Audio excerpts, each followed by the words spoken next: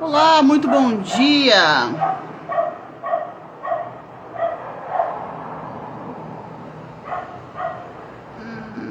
Eu não quero isso, o que eu faço? Não, eu não quero. Bom dia, pessoal. Vocês estão me ouvindo? Porque tem um trem aqui que eu não quero usar e eles estão me enchendo o saco. Eu não quero.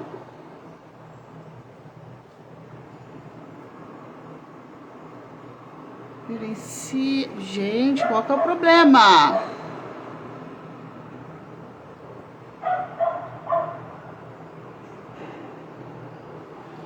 Apareceu um trem na minha tela, gente. Qual que é o problema? Eu não quero isso.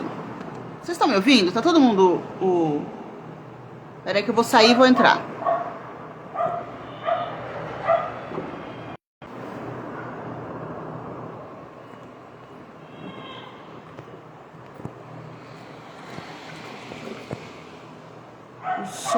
O áudio tá bom.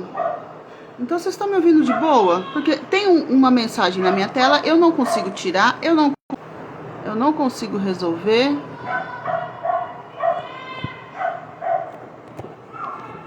Ah, consegui! Bom dia! Vamos começar essa live. Hoje nós vamos falar sobre o quê?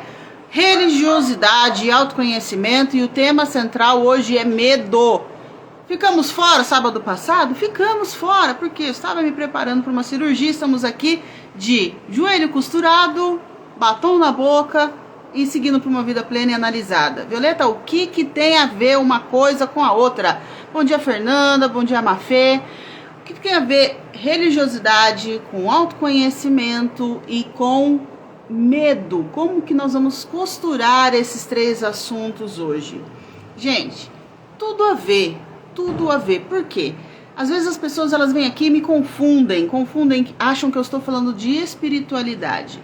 A espiritualidade, para nós vivermos a nossa espiritualidade, a gente precisa ativar a nossa identidade. E a identidade passa pelo autoconhecimento. Se você não se conhece, você não consegue ativar a sua identidade. O primeiro passo da nossa identidade é qual? Quem nós somos? Nós somos imagem e semelhança do Criador. Só que todos nós temos certas nuances que nos diferenciam umas das outras pessoas. Bom dia, Wesley. Então, quando nós não conseguimos ativar a nossa identidade, nós também acabamos aceitando esse pacotinho chamado religiosidade, que é o que? É um monte de regrinha, é um monte de pré-julgamento, é um monte de caixinha onde as pessoas querem nos encaixar. E às vezes a gente aceita se encaixar nisso, por quê?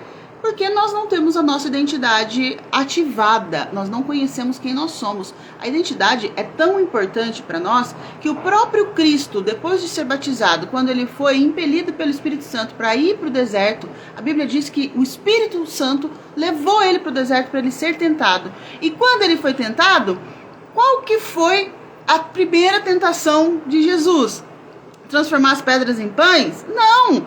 O capeta chegou para ele e falou assim, ó, se tu és o filho de Deus, ou seja, se você é quem você diz que você é, então faz esse trem aí, ó, faz esse milagre. Então, a primeira tentação foi sobre a identidade. Quando nós não temos a nossa identidade ativada, nós acabamos caindo nas armadilhas da religiosidade, porque nós seres humanos fomos criados imagem e semelhança do Criador, e nós fomos criados com um propósito do quê? De adorar a Deus e do quê? Relacionamento e desfrute com o Criador. Então o ser humano, por mais que ele não acredite em Jesus, por exemplo, não seja cristão, mas ele está sempre buscando a espiritualidade, ele está buscando se ligar ao divino. Por quê? Porque isso faz parte da essência do ser humano. Nós fomos criados assim. E Violeta, por que você vai falar sobre medo? Porque muitas vezes, dentro do ambiente de religião, as pessoas, elas acabam por não se conhecer, por não saber quem são, por não conhecer inclusive a palavra, por não conhecer Deus na sua essência, elas acabam usando, os líderes principalmente, usando o medo como uma arma de aplicação dessas regras, dessa religiosidade. E como nós somos indivíduos únicos, mas sempre dentro de um parâmetro, dentro da análise corporal nós temos 5 traços de caráter dentro de nós, nós vamos nos comportar com medos de forma diferente, tá? Então, quando nós não conhecemos nem quem Deus é e nem quem nós somos, nós acabamos caindo nisso. E muitas vezes ficamos suscetíveis a uma autoridade, a alguma pessoa que está acima de nós que usa o medo. E geralmente, qual é a questão aqui? Qual que é o medo? O medo do inferno. Não venham colocar palavras na minha boca e achando que eu estou aqui defendendo a hipergraça. O que é a hipergraça? A hipergraça acredita que a partir do momento que nós aceitamos a Cristo, que nós conhecemos a Jesus, não importa mais o que nós fazemos. Se nós pecamos, se nós não pecamos. Se nós aceitamos a Cristo, nós somos salvos para sempre. Isso não existe, tá? Porque não existe almoço grátis. E com Deus também não é a mesma coisa. Nosso propósito é relacionamento, desfrute, tá? Se você não constrói relacionamento com Deus, você também não é digno de ter o desfrute. E também Deus diz, a Bíblia diz que Deus é um Deus de justiça. Então nós também temos a justiça. Temos o amor? Sim. Temos a graça? O que é a graça? Um favor que nós não merecemos? Temos. Mas nós também recebemos a justiça. Como que o medo se manifesta? O medo se manifesta, em primeiro lugar, o medo de Deus. Então, por eu não saber quem eu sou, por eu não saber quem Deus é, eu acabo interpretando Deus a partir dos meus medos. Isso acontece muito, eu recebo algumas pessoas em análise que elas passam por uma vida totalmente dissoluta. Bebe, fuma, dá pra todo mundo, e aquela vida louca. Um belo dia ela acorda e ela fala, gente, eu preciso sair dessa vida. Ela se sente pesada, ela se sente pecadora. E ela fala, eu preciso me conectar com Deus, eu preciso me conectar com o Criador. Só que ela vê Deus como algo tão distante, como um pai tão distante, que ela tem medo de se achegar a Deus. Porque ela pensa, eu não sou digna do amor de Deus, eu fiz tanta coisa errada, será que Deus vai me perdoar? Esse medo acaba gerando o quê? Uma ausência de auto-perdão. Você perdoar as outras pessoas, eu acho que não é tão dolorido quanto você não se perdoar por aquilo que você fez. E aí quando você também não se perdoa, o que acontece? Você de uma forma ou de outra bota em dúvida ou em xeque o sacrifício de Cristo.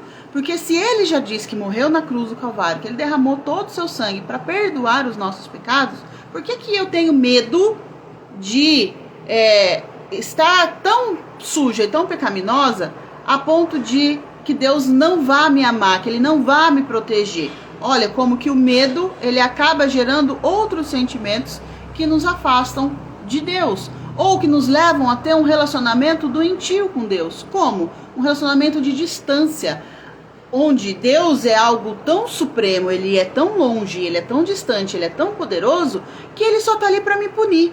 Então nós acabamos enxergando muito bem a justiça de Deus e não aceitamos o quê?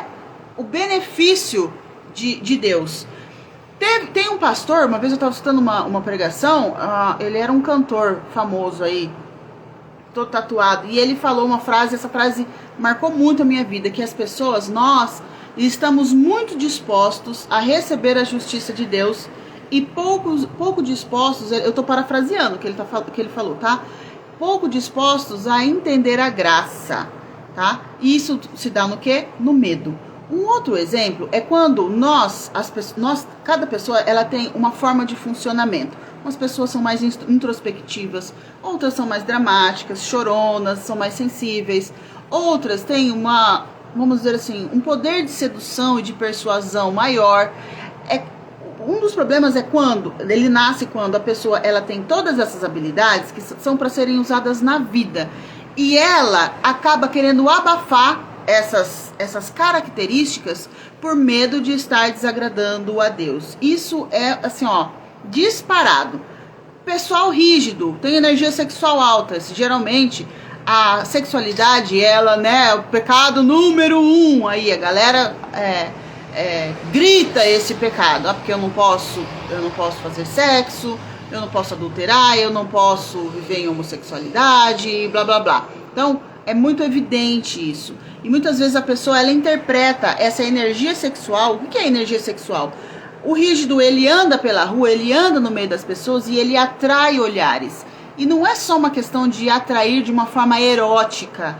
O rígido, ele atrai simplesmente por atrair, porque ele emana essa energia. As pessoas querem saber, elas viram o pescoço para saber o que essa pessoa tem. Ela tem uma energia sexual alta. Por conta de todo esse conceito de religiosidade, ou seja, às vezes líderes, eu já escutei líderes falando, olha, você não pode ser desse jeito, você não pode usar um batom porque vai chamar atenção para sua boca, isso vai despertar a lascívia no seu irmão, você vai levar o fulano a pecado. Oi? Então a pessoa, quando ela é rígida, ela precisa da aparência física, é muito importante a aparência física para ela, estar bonita, se sentir bem fisicamente, ela começa a abafar isso, a enjaular isso daí. E o que acontece? A médio e longo prazo, quando isso não é resolvido, chega num ponto que isso não dá mais, porque eu preciso ser quem eu sou. A minha identidade, ela grita por sair dessa jaula.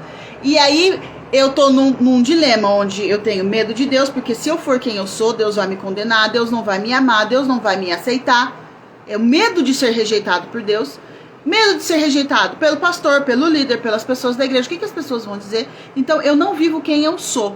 Um outro aspecto, as pessoas que têm traços de psicopatia muito alto. Essas pessoas são consideradas interesseiras. Por quê? Na verdade, elas não são interesseiras. É que elas têm clareza daquilo que elas querem. E elas buscam aquilo que elas querem, embora, apesar das pessoas que estão em volta. Uma pessoa com traço de psicopatia muito alto, ela foca naquilo que ela quer e ela vai fazer acordos, ela vai buscar aquilo que ela quer. Então, um psicopata, ele tem uma tendência a parecer interesseiro. E aí vem de novo a religiosidade dizendo o quê? Você não pode ser interesseiro, você não pode ser egoísta, você não pode pensar em você. Porque se você fizer isso, você vai para onde? Você vai para o inferno, porque você está desagradando a Deus. E aí a pessoa, ao invés de fazer, quando um psicopata, quando ele não tem acordos claros, ele não... Como que é acordos claros, Violeta? Explica isso melhor. Vamos supor que eu tenha um nível de psicopatia bem alto.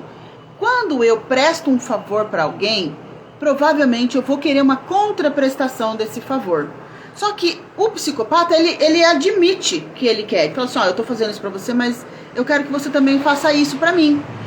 Quando a religiosidade sufoca isso, ela vai criando essas faturas emocionais. Ou seja, eu faço favor para os outros, mas eu não posso exigir a contraprestação. Por quê? Porque se eu exigir a contraprestação, eu estou sendo egoísta, eu estou sendo egocêntrico e isso vai me levar para o inferno. Deus não gosta, Jesus não gosta de pessoas interesseiras. Então, se você se conhece, você faz o quê? Você faz acordos claros e com as pessoas entende que Deus, ele te ama apesar de você.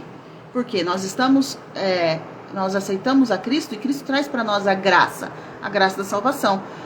Quando uma pessoa, um psicopata, está na dor da psicopatia, ele é extremamente manipulador. Então ele vai entender que ele precisa mudar alguma coisa e vai trabalhar isso nele.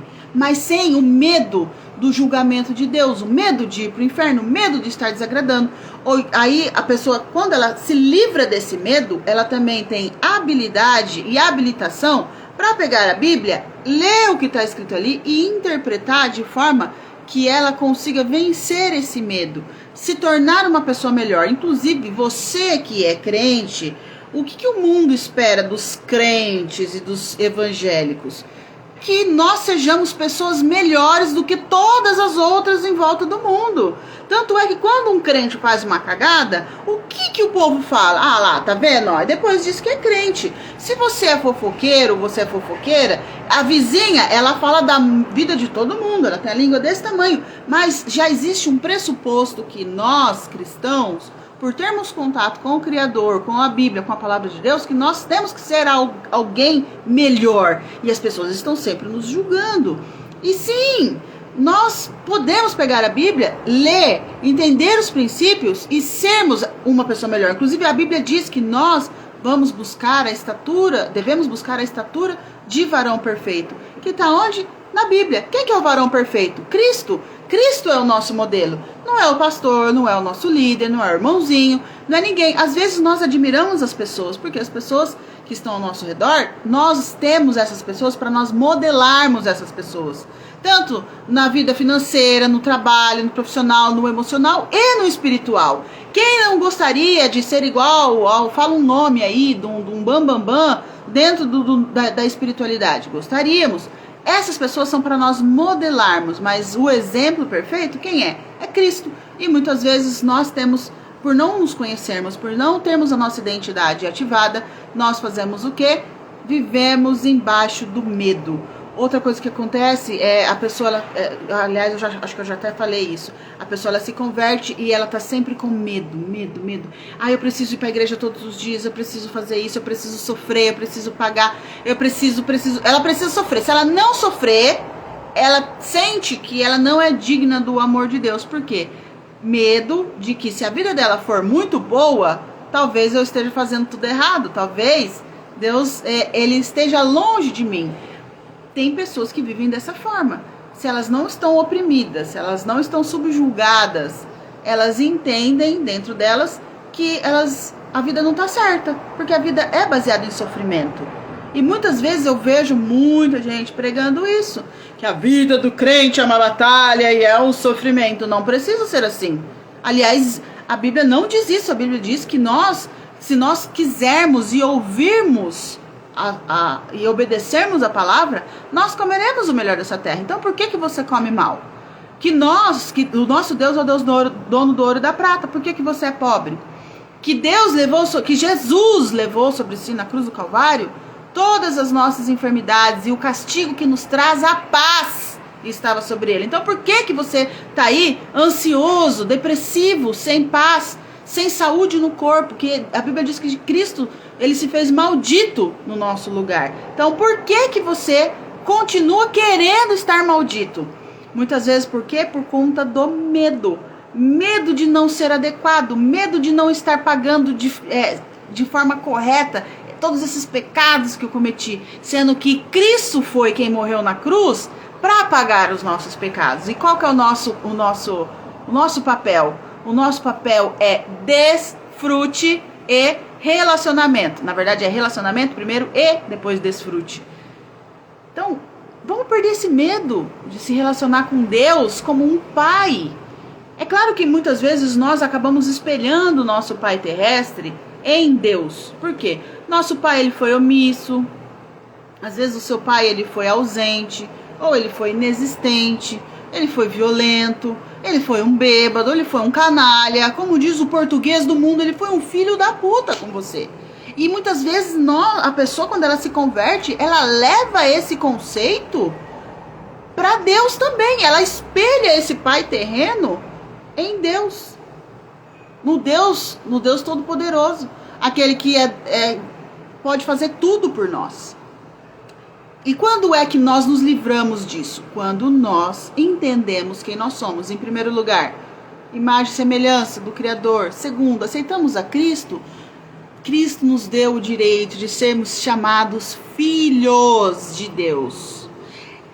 Esses dias eu recebi um pessoal, minha mãe, eu tô na casa da minha mãe, eu recebi um pessoal aqui, e eles também são cristãos, e aconteceu algo interessante. É interessante de ver como que as pessoas, elas se relacionam com Deus baseado na sua própria história, nos seus próprios medos, na sua própria personalidade. E a pessoa, eu tenho um relacionamento com Deus hoje como se Deus fosse o meu pai mesmo. Graças a Deus, eu tive um pai muito amoroso, um pai terreno. Tenho, meu pai tá vivo. Um pai muito amoroso, muito protetor. Então, eu também vejo Deus assim. Deus é muito legal. Deus é um sujeito que, poxa, a gente pode contar de tudo. E às vezes é muito louco, porque a gente não vê Deus, mas a gente sente. E a gente vê ele nos mínimos detalhes. Nas nuances da cor, da asa da borboleta, numa criança, em algo um livramento que você nem percebeu e ele aconteceu. Eu tenho essa conexão dessa forma. Mas esse pessoal que veio aqui em casa, até na forma de orar, eles oram como como que se eles estivessem sempre sob ataque. Tá sempre com medo do que o inimigo vai fazer. Tá sempre com medo do castigo que Deus vai dar caso eles escorreguem na banana. E eu falei, gente, é muito interessante porque tem pessoas que têm um relacionamento de Deus como servo. Quem é o servo? O servo é aquele que come na casa do seu Senhor. Ele mora na casa do seu Senhor. Ele serve a casa do seu Senhor. Mas ele não senta na mesa da família do seu Senhor. Ele só senta à mesa quando tem uma festa, quando é algo extraordinário. Esse é o servo. Então tem pessoas que têm esse tipo de relacionamento com Deus, relacionamento de servo. Tem as pessoas que já têm um relacionamento de filho, como o filho pródigo. Quem é o filho pródigo? É aquele que ele é filho. Ele senta na mesa do pai, mas ele não tem relacionamento direto, ligação com o pai. Ele está sempre ali para quê? Para tirar, para sugar, não só envolvido no relacionamento, e através do relacionamento ele vai desfrutar das riquezas e da herança do pai. E tem o filho que é o filho querido, que é o filho segundo o coração do pai, que está sempre com ele, que faz cagada e ele pede desculpa pro pai, e o pai fala, poxa, você pisou na bola comigo, hein, filhão? Mas tá bom, vai, vou te perdoar, como Davi. Então, eu consegui, na oração das pessoas, na fala dessas pessoas, elas estavam nesse nível de relacionamento de servo. É ruim ser servo? É errado? Não é errado. Mas para que eu vou escolher o relacionamento de servo se eu posso ter o relacionamento de filho querido, de filho amado? Assim como Cristo, quando Cristo sai das águas do batismo, o Espírito Santo desce sobre ele e é ouvida uma voz onde Deus diz para ele, esse é o meu filho amado em quem me comprazo. E aí você olha para Cristo, que é o nosso exemplo, não há medo. Inclusive a Bíblia diz que o amor de Deus lança fora todo medo.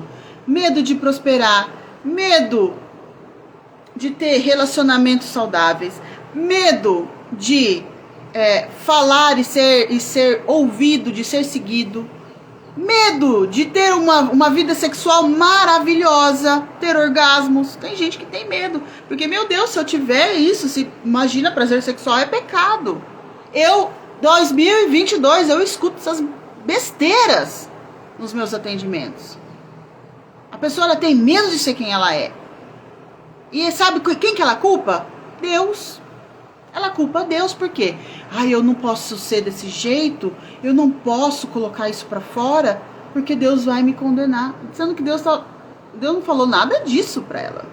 Nada disso. Então a pessoa ela vive embaixo do medo. E se eu prosperar? E se eu ganhar muito dinheiro? Será que Deus ainda vai me amar? Por quê? Porque tem essa cultura maldita comunista onde tudo tem que ser, todo mundo tem que receber a mesma coisa. No céu não existe isso, gente. Na Bíblia não existe isso.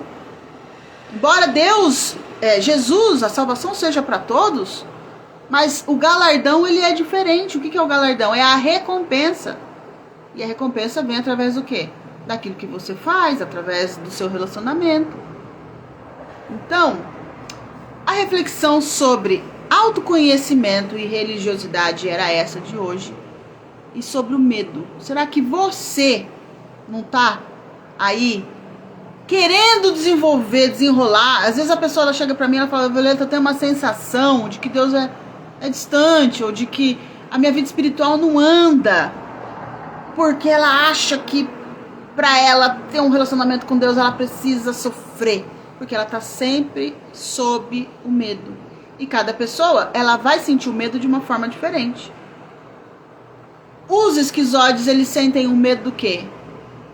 De ser rejeitado. Eles acham que vão ser rejeitados. Por quê? Porque se todo mundo ama, abraçando, beijando e conversando e saindo e se relacionando, o esquizoide não gosta. Ele gosta de caverna, ele gosta de ficar quietinho na dele. Então, se ele não faz isso, ele faz o quê? Ele tem medo de ser rejeitado por Deus, porque ele não ama. Sendo que ele ama sim, mas ele ama de uma outra forma. Ele contribui de uma outra forma. O oral, ele é naturalmente insatisfeito e insaciável. Não importa o que ele faça, ele sempre quer mais. Então Deus dá todas as evidências de que ele é filho amado, mas ele ainda assim, ai, será que Deus me ama? Será que eu sou merecedor? O psicopata é como? O que eu tenho que dar para Deus não me jogar no inferno? O que o masoca, como que ele se comporta?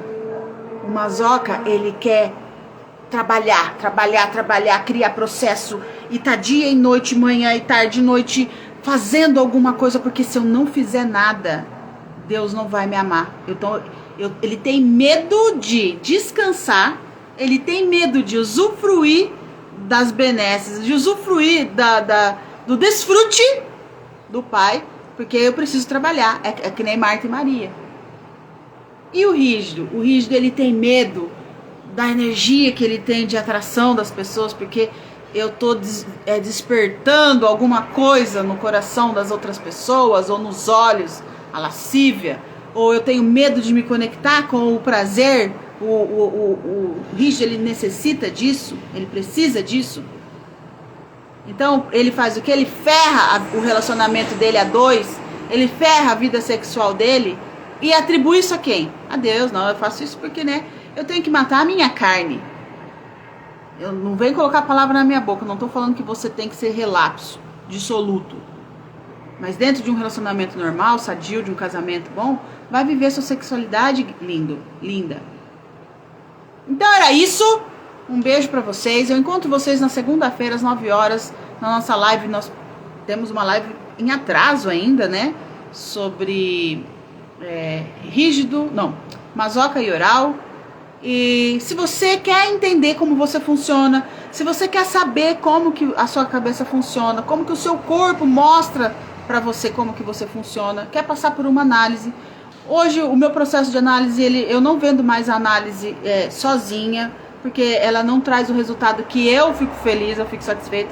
Que você vem fazer análise para quê? Para resolver sua vida, né? Então, são 4 encontros. Se você quiser saber como funciona, manda um direct para mim, entre em contato. Você pode também ir lá no meu canal do YouTube, na mesa da mamãe, e tem uma playlist lá, Entenda os Seus Traços. Você pode ver já antes de passar por mim. Tá lá um material de graça, gratuito para você. Mandem perguntas para mim, as suas perguntas são bem-vindas. De repente sua pergunta vira um vídeo, tá? E eu espero vocês no próximo sábado. Se você tem alguma pergunta, se você tem alguma dúvida sobre religiosidade, sobre autoconhecimento, pode mandar. Vereta, minha pergunta é idiota. Idiota é não perguntar, tá? Não existe pergunta idiota. Então pergunte, o mundo é movido pelas perguntas. E até mais. Vejo vocês na próxima live. Beijo.